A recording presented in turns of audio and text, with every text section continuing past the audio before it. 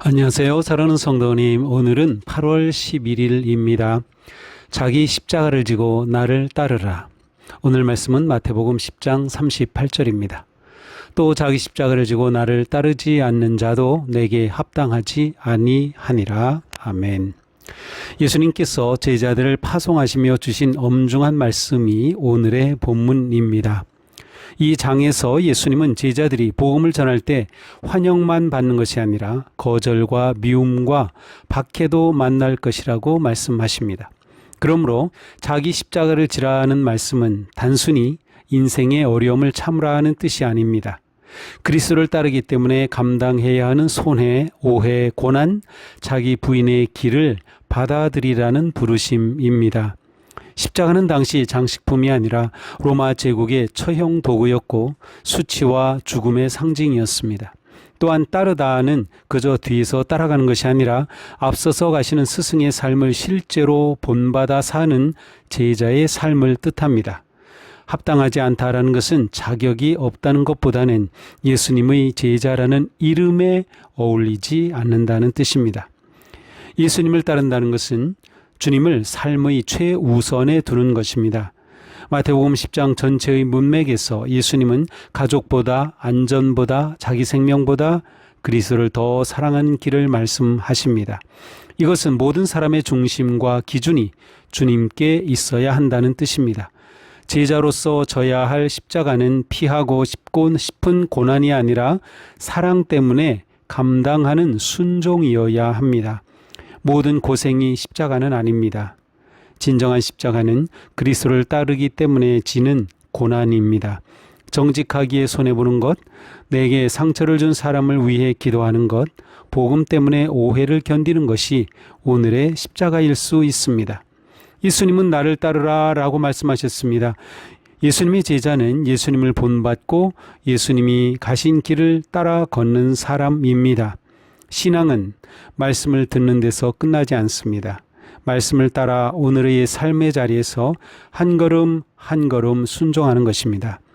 주님을 따르며 자기 십자가를 진다는 것은 자기 자랑과 자기 힘을 내려놓는 것입니다.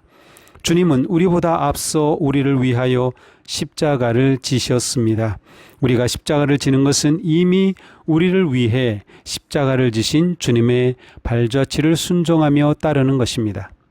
짐 엘리엇은 1927년에 태어난 미국 선교사로 휘튼 대학 시절부터 평범한 성공보다 하나님 나라의 부르심을 더 크게 바라보았고 1949년 10월 28일 자신의 일기에는 영원한 것을 얻기 위해 영원하지 않은 것을 버리는 자는 결코 어리석은 자가 아니다라는 유명한 고백을 남겼습니다.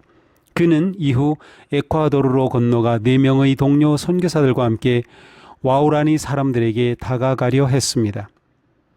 1955년부터 비행기로 선물을 떨어뜨리며 조심스럽게 접촉을 시도하며 다가섰지만 1956년 1월 8일 5 선교사는 와우라니 전사들에게 창에 찔려 모두 순교했습니다.